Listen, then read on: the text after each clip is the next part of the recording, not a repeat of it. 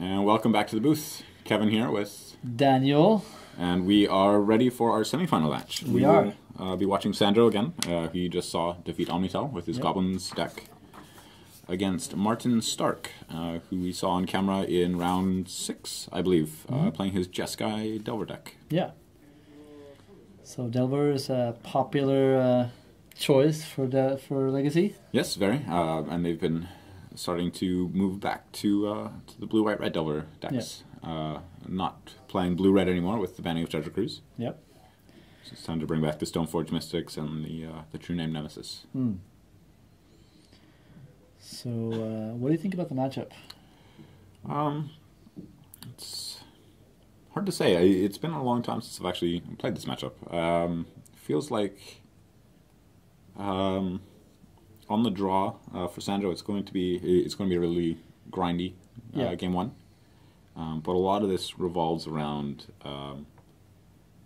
if there's a GCA in play, and if it's on something that, like a True Name Nemesis that he can't deal with, if he can't get his tucked up scrapper, it's going to be a really quick game. So it's going to be a bit of a battle, I think, at least game one for Sandro. Yeah.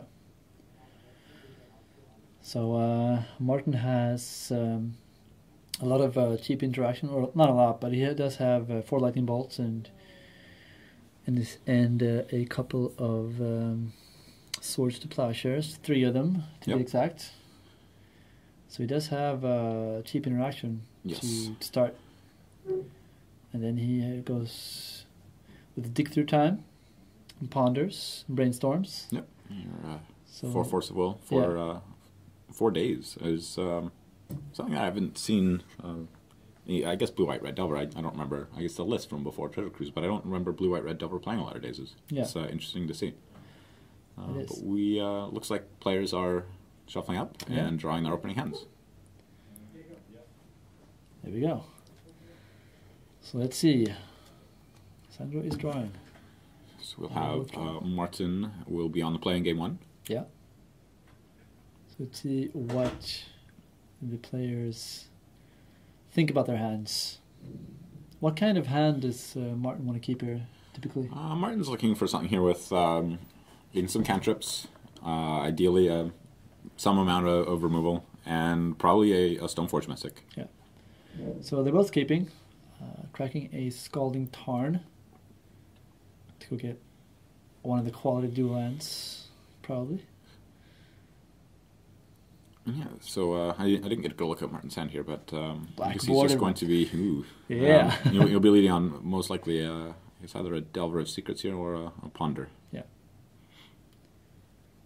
That's two different lines of play. Is that dependent upon the matchup? Well, it's depending on what you basically always want to lead on the Delver. I just didn't see if which he had in hand. Sure. So you're setting up your Delver flips with Ponder next turn? Or just flipping it right now. Yeah. Ooh, and we have the days on the Aether Vial. There we go.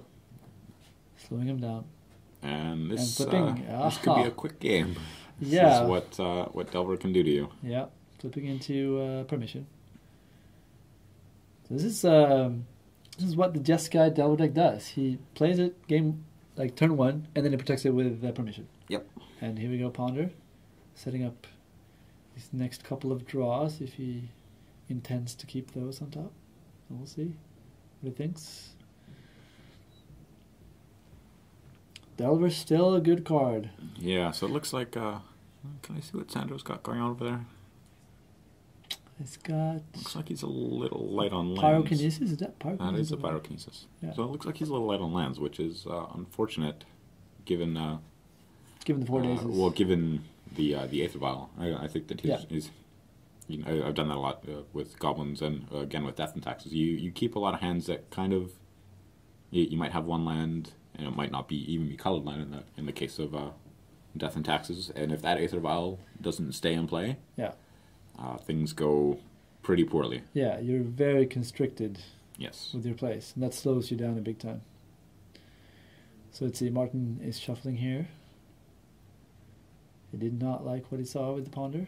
That's always another option you have with Ponder. If you don't like the top 3 cards that you see, you just shuffle it away and hope you draw something. Shuffle it away, find something good on the top of your deck instead. Yeah. Oh, so it looks like he was looking for a land. Yeah. Okay, so both players stuck on one land. Who does this favor? It definitely favors Martin here, but it looks like Sandro has a Tarfire. For the Delver. Now, will he force or will this? I don't think so. It's not to. So, are you going to or are you not to? Well, he's not letting it go. Delver off the table. He draws another Force of Will. All right. So brainstorm here. So what do you think about the option of the choice of not protecting your Delver there? I think that given I don't know if I really agree with it. But it looks like Martin is brainstorm locked. Yeah. So it's going to be a while before he starts playing some stuff. Yeah. And we have a reader. Reading what that does. Sandro with some spice in his goblin deck. Is that what goblin is that? This is at the Prospector?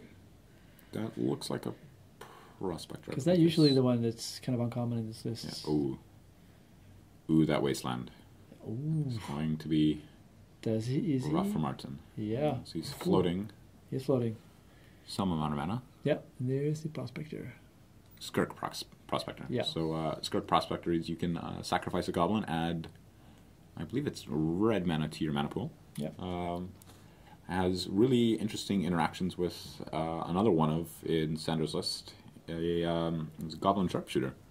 Oh yeah. So you get a couple Goblin tokens into play, maybe using Krenko, another nice little one of in Sandra's list, and you just start making much red mana and shooting your opponent for one a lot. Just pinging away. Yeah, so this is very interesting. Here we go, Sharpshooter. Sniping. Mm-hmm. Sniping away. That's interesting. Force of Willing on the Chromox. So Martin knows that they're both fairly constricted on mana here, and he just doesn't want to let Sandro get ahead. Yeah. So this is a battle of mana. Battle of resource tonight. Yeah. So very interesting. This is does this happen often in this matchup? This is atypical, is it not? It definitely can come down to this. I mean, both decks are playing four Wastelands. Yeah. Goblins is not as much of a resource denial deck, and same with Jeskai Stoneblade. It's not like we're seeing like a Rug Delver deck versus the Jeskai one against let's say Death and Taxes, which is another Aether Vial deck that is a little more resource denial heavy. And here we go with a Cabal Therapy.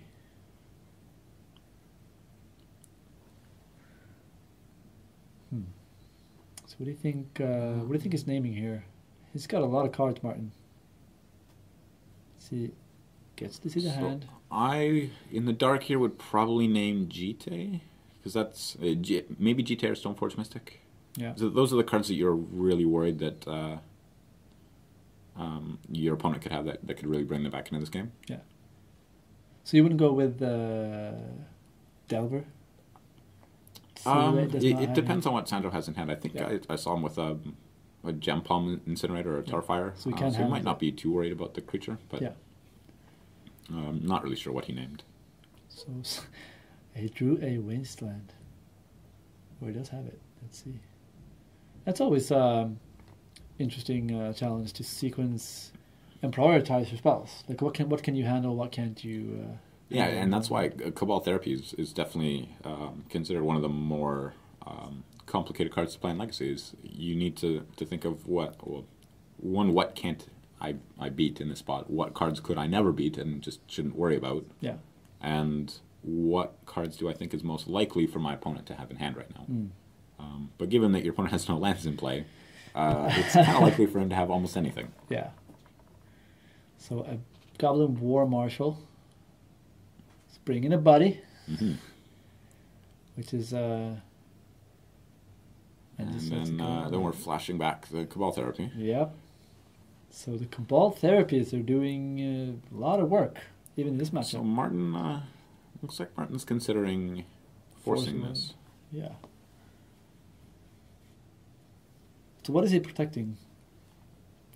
That he's... Well, he does have a GT in hand, which is definitely one of his easiest ways to take over this game if he gets the point to be able to play it. So Martin is considering countering this. Because Sandro is getting a little bit ahead in the resource race. I think you have to, because he might just name. Oh, okay. So he did let it resolve, and he took Force of Will. Okay.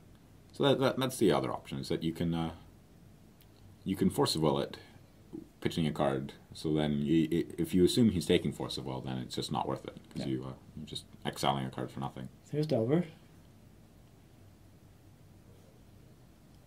Getting some presence on the board. Here's Martin. Going back Sandro's way. Sandro is considering his options. Delver is just a 1/1 at the moment, but as we all know, it can become a 3/2 flyer. Pretty quickly. Yeah. So Sandro is he's using Skirk Prospector, looks like, to add some red mana here, and then is going to be cycling a Jump Home Incinerator on the Delver. This is a very good turn for Sandro. He gets to cycle, which means he gets to draw a card, and at the same time shoot down the threat. And cycling bypasses permission. It does. Well, it bypasses most of it. Yeah. You should still be able to stifle. Sure. Like regular counter spells, like bypass the trigger, but yes, you're not going to get Force Filled there. Yeah. So a couple of goblins are coming in, just chipping away at Martin's life total. No land again for Martin. And Sandro drew a land, and now here comes the chieftain, and everybody's coming in. Martin has to draw a land in a hurry. Now the chieftain is pumping up the other ones. Yeah. So chieftain is a 2/2 Goblin Lord. I believe it gives all. Does it give everything else haste, or is that? I know War Chief does. Yeah.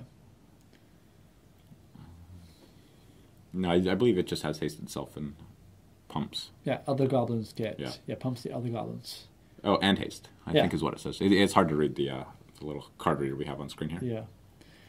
But he is a very good lord, and Martin is just... That's enough for Martin. Yeah, packing it in. There we go.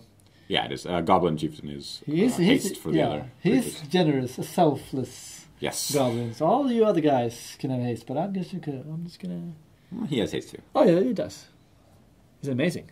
Yeah, he's... Everybody's got haste. Definitely another nice one that Sandro has. He's got several of those in his main deck. But when you have a powerful card like Goblin Matron that can go and find those for you, it's definitely what you want to do with your deck. Yeah. So players are going to their sideboards now. What does Sandro have? We've gone through his sideboard before. Maybe for the viewers at home that are not familiar, what does Sandro has to work with? So he does have his 4 Chalice of the Void, a Cabal Therapy, 2 Thoughtseize, 2 Relic of Progenitus, a Grafdigger's Cage, an Engineered Plague, a Tactile Scrapper, Pyrokinesis, Perish, and a Deathmark. So what do you like and why? The Chalice of the Void here is nice because it just shuts off so much that that Martin wants to do. You take off his bolts, his swords, his spell pierce, his ponder, his brainstorm. You're tearing his whole strategy apart. Yeah. Relic of Progenitus doesn't seem too bad, although it's probably not really where you want to be in this matchup. And then he might want to bring in the Thoughtseizes. Yeah. But it's hard to say. So over on Martin's side, we have in his sideboard 1 Lone Vendilion Click, 2 Wear Tear, 1 Pithing Needle, 1 Grafdigger's Cage, 1 Sword of Feast and Famine, 1 Containment Priest, 2 Pyroblast, 2 Rest in Peace, 1 Sulfuric Vortex. Sulfuric, let's see here. Sulfur Elemental. And 1 Flusterstorm and 2 Aethersworn Canonist. Now, what do you think he's bringing in here? Well, the Containment Priest is definitely a trump in this matchup. Yeah, because of Aethervial. Yes. So it just shuts off Aethervial. Aethersworn Canonist. Aethersworn Canonist doesn't really do too much here. Because Vial goes around that. Yeah, but you definitely want to bring in something to try to combat the Vial. Wear Tear seems like a good place to start. Yeah. He's got 2 of those. Sure. Do you think Pithing Needle to shut down the Vial, or is it just too narrow? Pithing Needle can... he can definitely bring it in for that purpose. And it does have the added ability of shutting down sharpshooters and... what's his other... it can shut down Krenko as well. It does have some other targets, plus... does he have one other goblin creature with an activated ability there? I'm not sure. But he does definitely have some other reasonable targets for it. Yeah. What do you think about Vendilion Click? Is it too slow? I mean, it's a clock, I guess, but I don't think it's really where you want to be in this match, because you're not really worried about taking things out of his hand. So I think probably the 2 Wear Tears and the Containment Priest, probably for his 3 Spell Pierces, is where I'd want to be sideboarding here. Yeah, because Spell Pierce is, in this matchup, not very efficient, because it's mostly just goblins coming in. Yeah, you can... the only thing that you could possibly want Spell Pierce for, I guess, would be on the play. You could Spell Pierce his Aether Vial, but yeah, but that's very situational and very and you could Spell Pierce is turn 1 Cabal Therapies as well, but I don't think it's really a good route for the matchup. Yeah. So players are shuffling up. In game 1, we saw both players stock on lands. Yeah, it's I think they both had just 1-land hands, followed by a couple wastelands by Sandro. Kept it that way for Martin. Yeah. Backed up by some hand disruption, led Sandro to victory. Now they are shuffling up here in game 2. Now Martin will be on the play here. Yes, I imagine so. Yeah. And which he was last game. So we will see how this turns out. No, Sandro's been on the draw all 3 games so far in top 8. He Yeah. hasn't lost a single one of them. There you go. So he's got to be feeling confident. Yes, he definitely does. You get to see any Goblin Lackeys from him, though. No? No. That's a powerful Didn't see any one. last round. And it's hard to say if he'll even have them in his deck right now. Goblin Lackey is usually very underwhelming on the draw. Yeah. True. It's terrifying when you're on the play and you play a game like turn 1. Completely terrifying. Yeah. On the play turn 1 Goblin Lackeys, like that could be anything next turn. Yeah, it could be a ringleader that draws him 4 cards. Yeah. But when your opponent can lead on a turn 1 Delver into a Stoneforge Mystic, by the time you're attacking with it, it's definitely not a card that you really want to be looking at right now. Yeah. Because even, I mean, I'm playing Burn, and if I see that one turn 1, I just have to bolt it. It's kind of like the bolt the burn syndrome. Yeah. Bolt the bird, just bolt it, because it's gonna. I mean, you can't leave yourself vulnerable. Like I even have to. I've had some instances where I actually have to leave back like a goblin guy just to block it. Yep. You know. So if that connects on turn 1 and they drop. I mean, the worst case scenario is usually a ringleader. They drop a goblin ringleader, they draw 3 cards off of it, and then they're just overwhelming you with resources. Yes. So it's a very good card. So we'll see if that's gonna see play on the battlefield here. While both players are still shuffling. So how did you discover Magic? Geez, probably about 5 years ago. So some friends of mine invited me to play in a draft. Oh. I had no idea what that was. It was interesting. Yeah. He showed me. So it was triple Zendikar. Yeah. Lovely my friend, format. Yes. Lovely block. He showed me all the different rarities and all the different card types and was explaining things. And then I opened my first pack and it had a Sorin. And I looked at the card and I said, well, the color on this rarity symbol is not anything that you showed me before. And the layout of this card is just confusing. I don't know what's going on. And I showed it to him, and he's like, "No, that's a planeswalker. You just take that." Because it was a keep draft, right? Yes, I mean, it was worth something at the time. Yeah, sure. Now that I know a little more about Zendikar, that's definitely not where you want to be. If it's not a 2/1 for 2, you definitely don't want it in your draft deck. Yeah. All right, so we all have different stories about where we come from in Magic life. For Magic. And I'm sure Martin and Sandro does too. Now, Sandro has mulliganed here, and Martin has kept his hand. It looks like. Yeah. So we have a lovely comment here on the stream that the Goblin player always draws 4 of the Ring Leader. Well, they always draw 4 when they're casting Ring Leader. When I cast Ring Leader, I draw 1 if I'm lucky. Yeah. One's a good day. Yeah, sure. Magic is a game of variance. You can manipulate your library with in some sense, but not too much of that in the Goblins deck. No, though. but the way you build your deck, I guess that's where you give the highest chance of actually hitting Goblins. But yeah, it's always a fun time. How many Goblin spells is he playing? How many Probably. targets? So we've got like a lot. 4, 26, 29, 30, 32 Goblins. Yeah, so 32 targets. I have a feeling. Likely. And here we have our lovely coverage team. Thank you. Bringing us quality Some beverages refreshments. here. Yeah. And we are underway. So Martin has led on just a Scalding turn. Yeah. And it looks like Sandro has something on turn 1. Yeah, so we did keep a 6 card hand. Let's see here. Scalding turn is in play, and we have another duel on the Sandro side. Fetching a Badlands and leading off on another Aether Vial. There we go. Will he do something about this? And can he do something about this? No, he's cracking a fetch land. Let's see. What's the response is? Yeah, Containment Priest. Containment Priest would be pretty good here. Yeah. We'll have to see what Martin has in hand. Yeah. There we go. Containment Priest. It's nice little addition by Wizards in some of the Commander sets, I believe. Yep. Commander, a very popular format. They keep printing these little goodies for Legacy. Yeah. So this time it was Containment Priest was the one, and so he did have his Spell Pierce. He did. They're getting. He brought him in. Getting the Earth. Well, he kept them in. Yeah, I kept him in. Rather.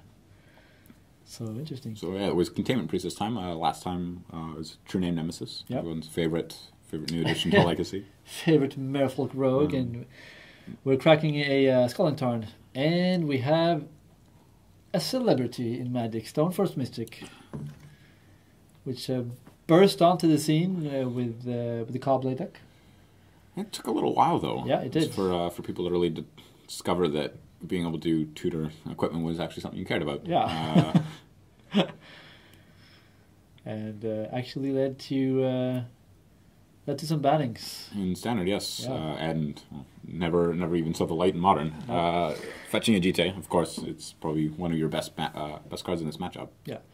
And one of the great things about Magic is when you cannot play a card in one format, you can play it in the other. Yeah, well, unless you want to play Treasure Cruise. Yeah, sure. Well, I guess you can play Vintage. Yeah. But that Stoneforge Mystic didn't really stay around too long. Nope. Sandro had a Tarfire for it. Yeah. Got to get that thing off the table. Playing a Vial and passing the turn back. Yep. So playing another one. Yeah, the Vial is an interesting card in this matchup. And we have a Ponder. And another card that I believe was banned at one point. Yeah. I think the rumor mill says it was because it made combo look a lot easier than it should. Just to find combo pieces and whatnot, but I'm not sure. Ponder. Yeah. Yes, in Modern. I was referring to Aether Vial. Oh, okay. Also, sure. So many banned cards. Yeah, there we go. Can't keep trapping them all, but... Yeah. There you go, pondering away. And Sandro is just shuffling his card. Flicking the cards. That's another idiosyncrasy of us Magic players. Yes. Playing a GT. There is the... GT, no creature, though. Yeah. So we'll see. Sandro is considering his options. We have a Chalice. Looks like we have a Chalice on one here. So Yeah. I don't really know if I like that play of Martin playing the GT there. With Sandro playing cards like Tuxops Crapper, I think just openly playing that without trying to play a creature first. Yeah. Or at least be able to get your 2 counters on before it gets destroyed. Yeah, sure. And maybe perhaps Martin feels that he doesn't have time and he wants to be mana He just efficient. wants to be as efficient with his mana as possible. Yeah.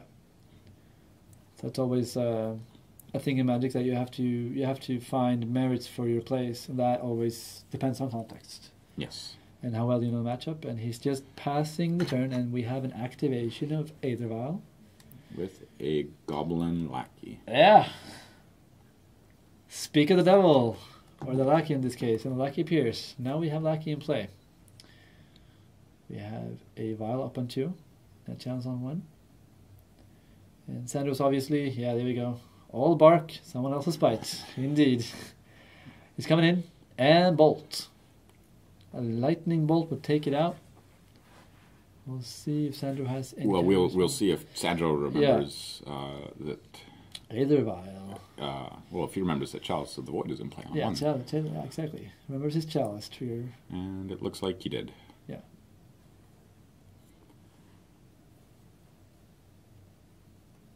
So what do you think? Martin knows Chalice is on 1. He's trying to bolt the Lackey. Is he trying to play this out here that Sandro will forget the trigger? It's, unfortunately, that sometimes is your out, is that your opponent makes a mistake. Yeah. It's also possible that Martin forgot the Chalice was there. Could be. It's hard to say, but I've definitely played to the out of your opponent just making a mistake, and if that's the outs that you're always, if you play to that out when you can, you're going to have a non-0% chance of having something happen. So it's you have to do what you can. Yeah. Looks like we got a Matron in play off the Goblin Lackey. Fetching up a relevant goblin for this situation. See what he's going to go get. So with his Vial sitting there on 2, I have a feeling he might want to just find a... so he's going for a Matron. Yeah, so just keep stocking up on... That might signal that he already has something in play on 2 to be able to play. Because a card like Goblin Piledriver is definitely goes a long way to help closing this game out. Yeah. And we're shuffling here. We have... What is that? We have something on Martin's side of the board. We have a card in play that we can't recognize. Could that be an Aethersworn Canonist? Not sure. Does have something alongside his GT. And now we are pondering away. And the ponder is countered by the Chalice. And we have an Incinerator. I do believe it was an Aethersworn Canonist. That's what it looks like. Yeah. So it's a little curious that Martin is throwing all these cantrips or 1-mana spells into... the maw of Chalice. Yeah, if he... it signals that he might not have actually brought in Wear Tear. Sure. Yeah, it's interesting. You have to remember that the spells get countered. Because I know when I play with, for example, Ensnaring Bridge, you can still just throw away your cards and have no cards in hand so they can't attack. Yeah. That's one option, but the bridge is not relevant or present in this matchup. So it looks like what Sandro's done. It's a nice little way to sequence this is before the Goblin Lackey triggers has resolved, he's put a Goblin Matron into play off the Aether Vial to go and find a Ringleader, which he's then also put into play off the Goblin Lackey trigger. So let's see how many cards we have to draw. Only one. But it's not a Ringleader. It is. That's going to come into play next turn. Yeah. So Sandro is looking favored here. Martin has a GT, but nothing to put it on. And tapping some mana is Sandro. And we have a Chalice for... Is it one? Looks like another Chalice for 1. You might as... it's...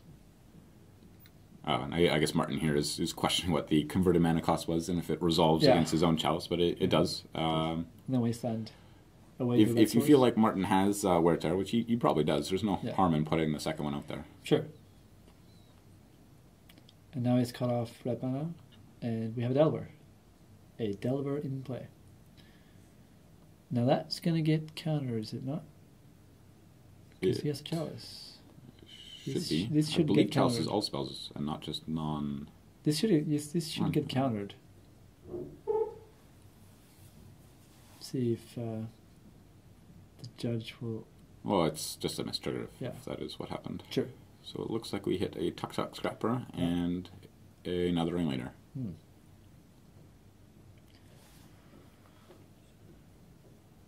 So Martin's having a little read reading. of Tuk-Tuk Scrapper. Yeah, it's interesting one. Yeah, it's another card from the Zendikar block. It's I believe it reads whenever it or an ally you control comes into play, destroy target artifact. Yeah. So very.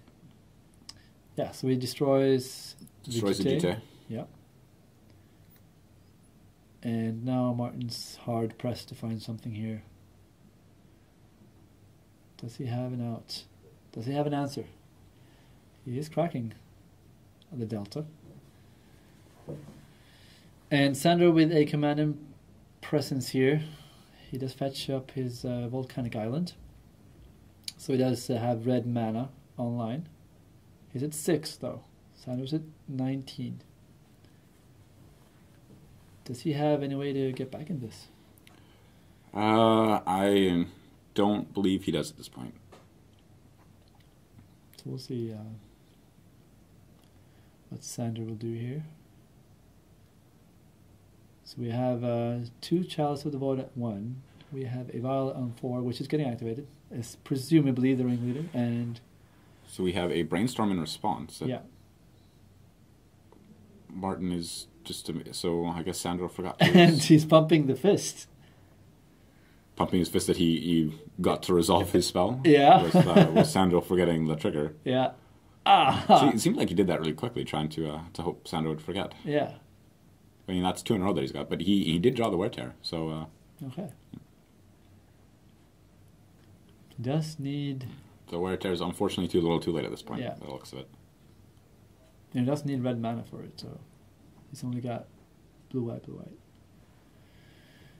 And let's see. He's at 6. That's lucky. And the Alpha Strike is in, and we have... There it is. So Sandro will be playing in the finals. He against, so I was out speaking with some of the other players earlier, finding out what the other semi-final match was. It was Elves versus Food Chain. Oh, that's It's a interesting. very, very interesting deck. Wow. So it'll be interesting to see what we have in here in the finals against Goblins. Yeah. So a great run for Martin. I know I've faced him a couple of times. We played him earlier in the week as well at Dragonslayer. We play, Dragonslayer is the local store here in Stockholm. And we play Legacy on Wednesday. Every Wednesday night. Yeah. Yep. It's very, very pleasant atmosphere. A lot of good times. Casting those cards from back in the day. So Sandro advances.